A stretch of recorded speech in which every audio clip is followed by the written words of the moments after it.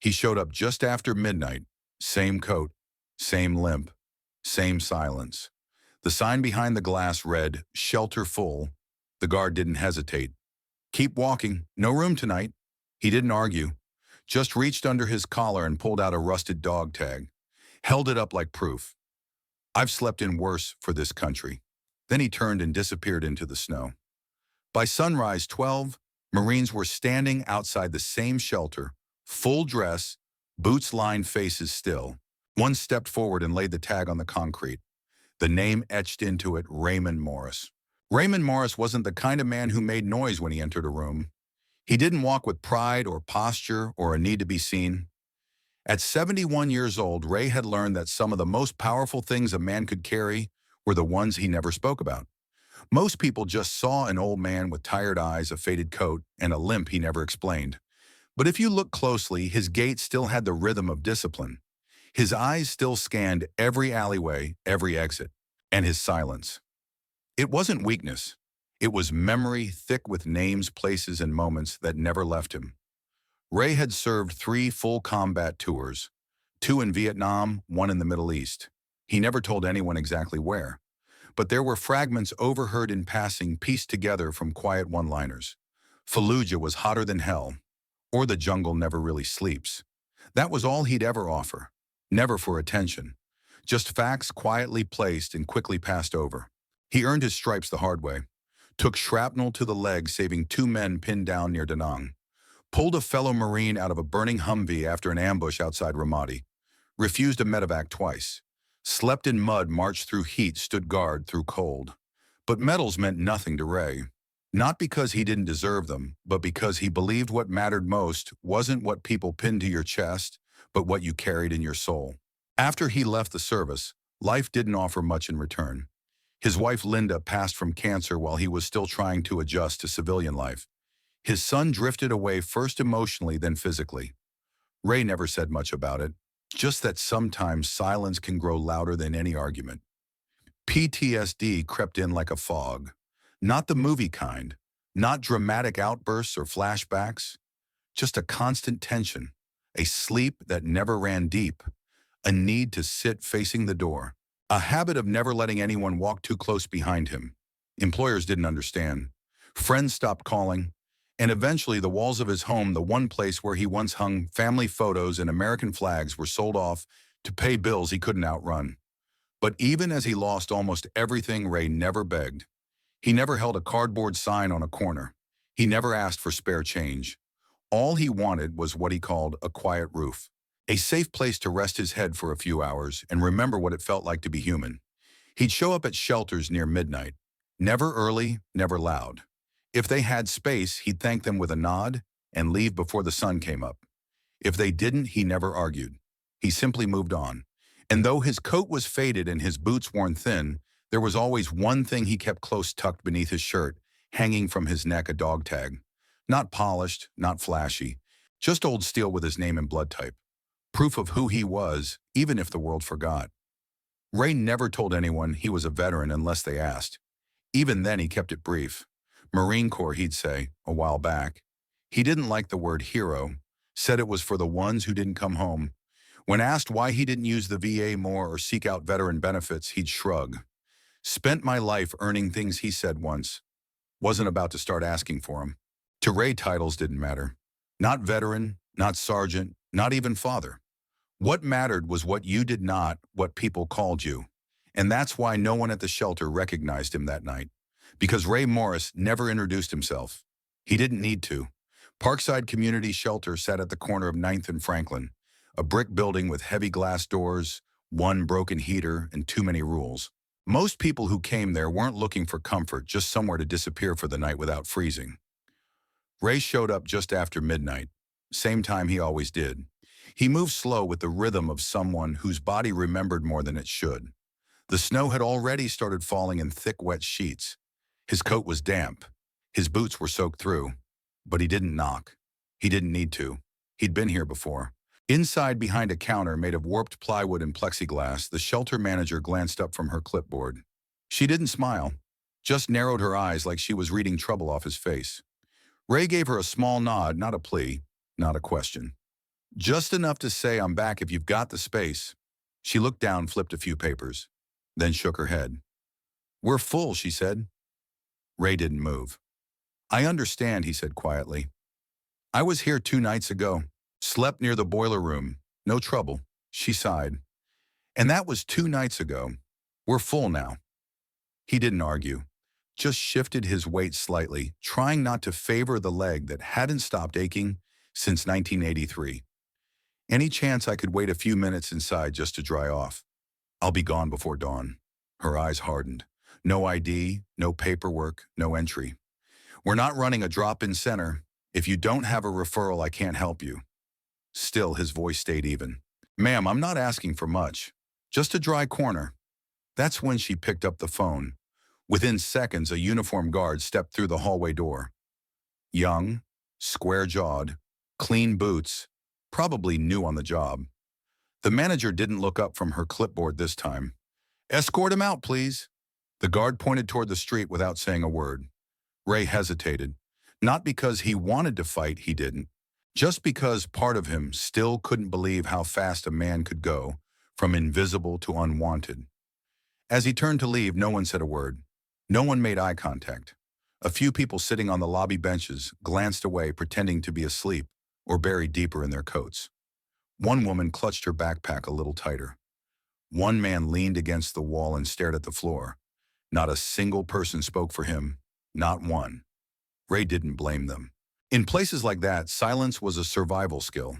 As he stepped outside, the snow had started to stick. The streets were empty, the wind sharp. He didn't have a plan, but that wasn't new.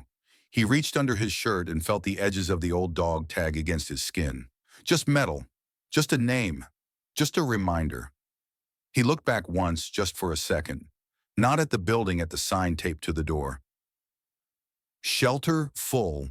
He'd seen worse signs in his life. Enemy checkpoints, caution mines, do not enter.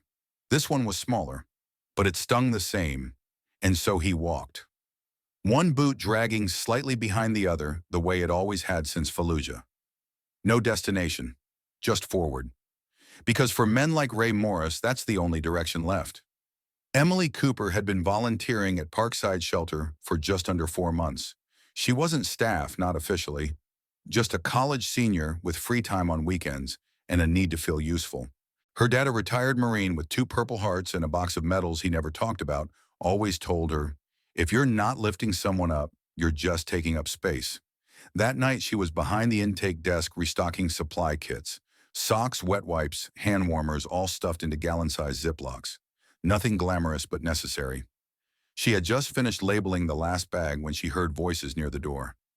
At first, she didn't look up. Just another late arrival, she thought. Another hard conversation. But then she caught the tone-clipped final. The kind of voice used to end things, not start them. Emily stepped to the side of the hallway, out of view, but within earshot. She watched as the man, tall, older, slow-moving, stood at the desk with the kind of patience that only comes from experience. He didn't shout. He didn't plead.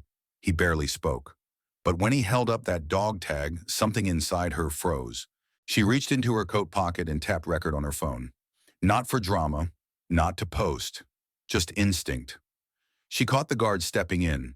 She saw the shift in posture, the quiet humiliation, the stillness. And then she saw him walk out, leaving nothing behind but footprints and silence. A moment passed before she moved. Not because she was unsure, but because she was angry.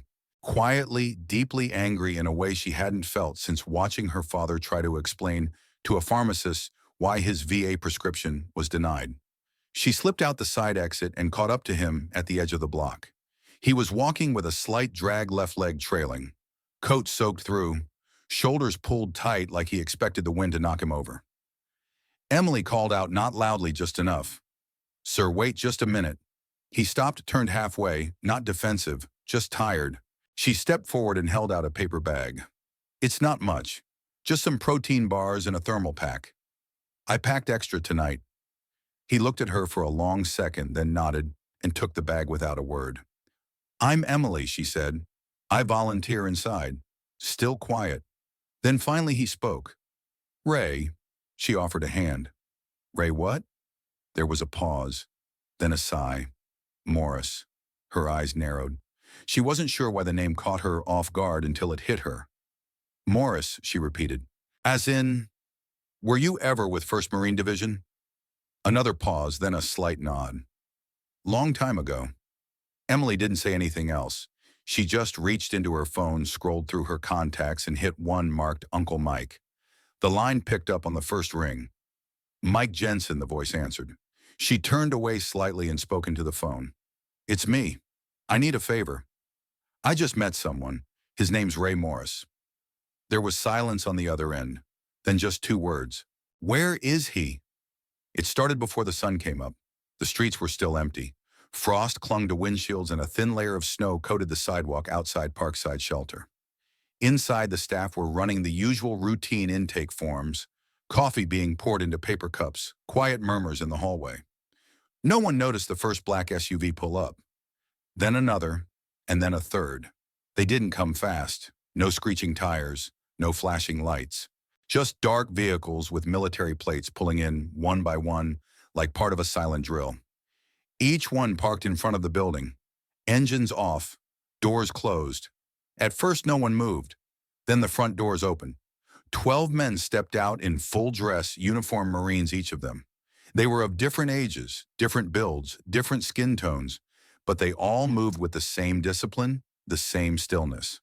Like something was being said without a single word spoken. They lined up in front of the shelter, straight line, boots squared, hands at their sides. People inside started to notice. One staff member looked out the window and froze. Another backed away from the glass. Someone whispered, "What's going on?" but no one had an answer. The shelter manager stepped to the door, squinting into the light. The look on her face said everything. Confusion first, then concern, then the creeping realization that this wasn't a visit. This was a message. One Marine stepped forward. He had silver at his temples and a chest full of ribbons. His name tag read, Jensen. He didn't knock, didn't ask to be let in. Instead, he pulled something from the inside of his coat, a rusted dog tag on a long chain. He crouched slightly and placed it gently on the concrete step right beneath the front door. Then he straightened up, looked through the glass. The dog tag gleamed in the morning light, just enough for the name to be read clearly, Raymond Morris. Inside, no one spoke. The manager's face turned pale. Someone reached for a phone, unsure whether to call the police, the press, or someone higher up. Outside, the Marines didn't move. People began gathering. Someone from a nearby diner walked over, coffee in hand, then stopped when they saw the line of uniforms. A delivery driver pulled over. A man walking his dog paused and just stared. By 8 a.m., the street was lined with quiet witnesses.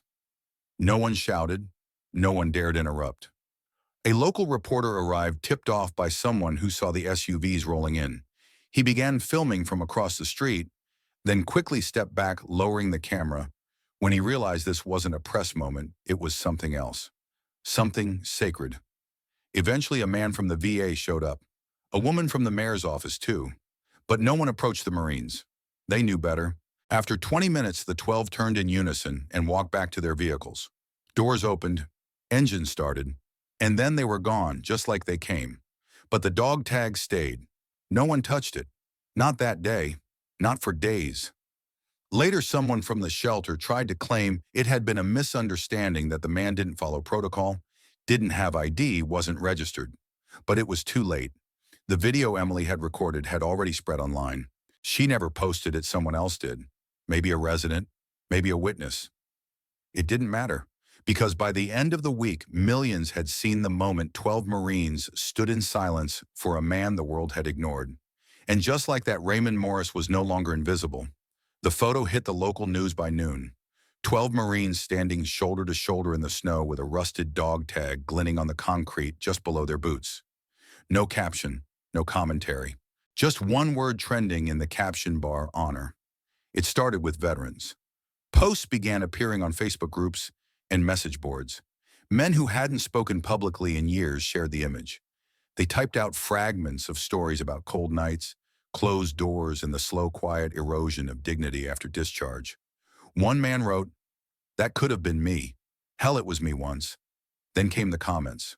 Hundreds of them. Thousands. Some were angry, Some were ashamed, but most were just stunned that it took 12 uniforms for people to notice one man. By evening, the shelter's phone rang nonstop. News outlets, local radio, veteran organizations, even a congressman's office left a message. The mayor released a short statement calling it a powerful moment that reminds us of our obligation to those who served. It was vague, polished, and said nothing. But the public wasn't waiting for the city. They were already moving. That night, food and blankets were left at the front door of the shelter, too many to count. Someone dropped off a pair of brand new boots with a note attached for the one who never stopped marching. By morning, a group of high school students showed up with handmade signs, "We stand with Ray," "Shelters should welcome heroes." Their teacher, a Navy vet, stood quietly behind them. Inside the shelter, things changed fast. Staff were told to update intake procedures. A VA rep was brought in temporarily, though everyone knew it wasn't temporary. Policies were rewritten overnight. Cameras were quietly unplugged, but some changes couldn't be undone. Emily Cooper, the volunteer who had first reached out to Uncle Mike, was asked to take a leave. No reason given, just a reminder that things were sensitive right now. She didn't argue. She just packed her things and walked out straight into a crowd of reporters who had been waiting. She didn't say much. Only this: he didn't ask for a medal. He asked for a roof. The video of that moment, just 20 seconds long, reached 500,000 views in 2 days. Soon national news picked up the story. One network ran a segment titled, "Left Out in the Cold, How One Veteran's Silent Stand Shook a City." Ray's name was suddenly everywhere. But Ray himself was nowhere to be seen. Some said he'd gone south. Others claimed he was staying with a friend. One rumor said the Marines had taken him to a private facility. The truth was simpler. Ray had just walked 3 blocks to a quiet bench near a church tucked under an overhang. He hadn't asked for the attention. He hadn't waited for apologies. He just sat there, same as he always had, watching the world catch up. People came to find him, strangers, journalists, even a few who had looked away that night at the shelter. Most didn't know what to say. Some brought food. Some just stood nearby in silence. Ray rarely spoke. But when asked what he thought of the Marines showing up, he gave a one-line answer that would appear on posters, T-shirts, and bumper stickers for months to come. They didn't come to make noise. They came to remind the world I still matter. Fallujah, 2004. The air was thick with dust and smoke. Heat shimmered off the asphalt, and every step forward felt like walking into the mouth of something waiting to explode. Raymond Morris was already past 50 when the Marines brought him back in as part of a security support contract. He wasn't supposed to be in direct combat anymore, wasn't supposed to lead patrols, wasn't supposed to carry a rifle again. But on November 8th, everything that was supposed to happen got buried under the first wave of RPG fire. Ray had been posted near a supply checkpoint just outside Route Henry. He was overseeing 2 junior teams and a transport convoy when the radio went dead and the first IED lit up the sand 50 yards ahead. Within seconds, chaos erupted. Gunfire cracked through the narrow alleys. Screams filled the comms. A 5-man unit, mostly fresh faces, had been pinned behind a burning Humvee cut off from the rest of the squad. And one of those men was Staff Sergeant Michael Jensen. Back then, Jensen was a field leader, barely into his 30s. Sharp, tough, but green in ways that didn't show until things went sideways. He later admitted that day was the first time fear had made him hesitate. Ray didn't. Without waiting for orders, Ray grabbed a rifle and crossed the open ground toward the fire. No cover, no backup, just instinct. He reached the Humvee as the second mortar hit, knocking one Marine flat and pelting them all with debris. Ray dragged the unconscious kid behind a crumbled barrier, then turned back for the others. They fought their way out inch by inch. Ray took a fragment to the leg and another graze along his ribs, but he didn't stop until all 5 were clear. Later in the medical tent, Jensen had asked him one question: "Why'd you come back for us?" Ray's reply was as dry and direct as ever: "Because somebody came back for me once." Jensen never forgot that. He told that story every year on Veterans Day. Not to brag, not to dramatize, but to remind others that sometimes survival wasn't about who had the best gear or the highest rank. It was about who showed up when no one else did. Ray never spoke of it again. No medal was issued, no headline. Official reports called it limited engagement with minor casualties. But to the 5 men whose lives he'd pulled from the fire, it was more than memory. It was a debt. So when Jensen got the call from Emily Cooper, When he heard the name Ray Morris and learned that the man who once ran into gunfire for his Marines had just been turned away from a shelter in the snow, he didn't hesitate. He made one call, then another. And within 12 hours, 11 other men who had either fought beside Ray or owed their lives to someone who did were already on their way. None of them asked why. They remembered. Raymond Morris never asked for recognition. That was never the point. After the day the Marines stood outside the shelter, he disappeared for a while. Some thought he had gone back to sleeping rough. Others guessed he was taken in by one of the veterans groups. A few claimed he'd been moved to a hospital.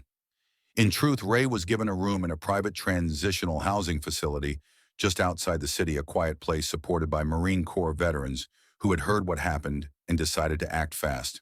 No media, no grand entrance, just a knock on the door, a clean room, and a man in uniform who said, "You've done enough. Let us carry the weight now." The room was simple: a single bed, a small TV, a dresser, and a framed American flag on the wall. Next to the bed sat a pair of new boots, real leather, untouched, waiting. Ray didn't say much during those first days. He ate, he slept, and he kept to himself.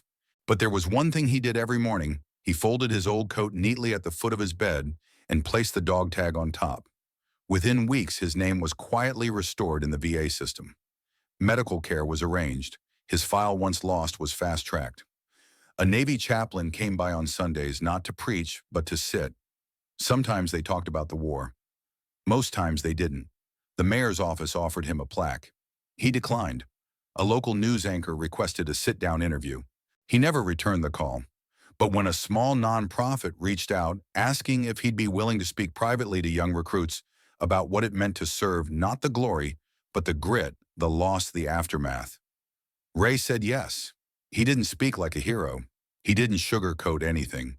He told them about the cold nights, the forgotten names, the weight you carry when the world moves on. He ended every talk the same way. "You're not owed anything when you come home. But that doesn't mean you don't matter. So when you see someone wearing silence, ask their name." Ray began writing letters not to family, but to the families of men he'd served with. Some had passed long ago. Some were still alive. Every letter started with the same line, "I remember." One morning, a staff member found him sitting on the porch before sunrise, sipping coffee. "You all right, Mr. Morris?" Ray nodded, then said something that stuck. "It's not about the shelter. It's about being seen again. That's all most of us ever wanted." By the end of the year, a new plaque was quietly mounted near the entrance of Parkside Shelter. It read, "In honor of Raymond Morris and all those who served without being seen." Ray never went back to visit it. He didn't need to. He had a warm bed now, a place to sit in the sun. And when he walked down the hallway, people looked him in the eye, not because he wore a uniform, but because they knew his name. And this time they remembered it. Raymond Morris never wanted the spotlight. He didn't chase recognition, praise, or pity.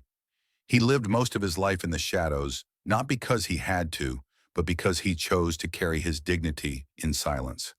But sometimes silence needs to be heard. One man, one dog tag, one quiet refusal to beg, that's all it took to expose a deeper truth. That in this country, even those who gave their best can be forgotten, until someone chooses to see them again. What the Marines did wasn't loud. It wasn't political. It wasn't staged. It was loyalty. It was memory. It was a reminder of what brotherhood really means, not just on the battlefield, but in the aftermath where so many veterans find themselves fighting alone. And what happened next, that wasn't just about Ray.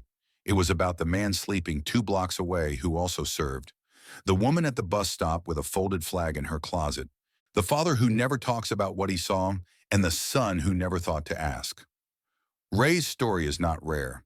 That's what makes it powerful. Because if it could happen to him, a decorated Marine who saved lives and never asked for thanks, it could happen to anyone. So maybe the question isn't, why did 12 Marines show up for Ray? Maybe the better question is, who do we still need to show up for now? If you're watching this and thinking of someone, a neighbor, a classmate, an old friend you haven't called in years, don't wait. Reach out, ask their name, hear their story. Because sometimes the smallest act of recognition can do what systems and speeches never will make someone feel human again. And maybe, just maybe, that's the kind of honor worth standing in the snow for.